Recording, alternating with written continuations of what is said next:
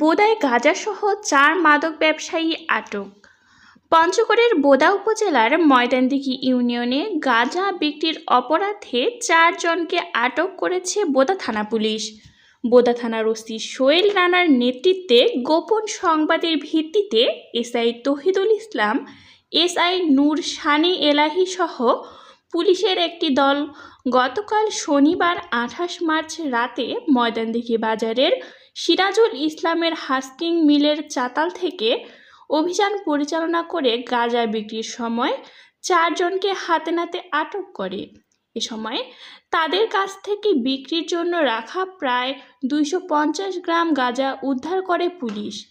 আটককৃতরা হলেন উপজেলার ময়দানদিঘি হরিপুর পশ্চিমপাড়া গ্রামের জহিরুল ইসলামের পুত্র রমজান আলী, বেতবাড়ি গ্রামের নূর আলমের পুত্র ইমরান হাসান ওরফে মেহেদি, হরিপুর জোৎসমাস গ্রামের আব্দুল মান্নানের পুত্র সাকিব খান, পৌর সদরের ইসলামবাগ এলাকার আবুল কালাম আজাদের পুত্র লিটন ইসলাম।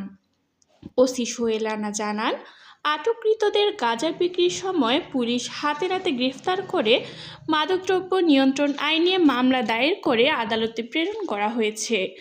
মাদকমুক্ত সমাজ করতে বিশেষ অভিযান নিয়মিতভাবে অব্যাহত থাকবে। আমরা মাদকমুক্ত একটি বোদা উপজেলা গঠনে সর্বদা সচেষ্ট থাকব।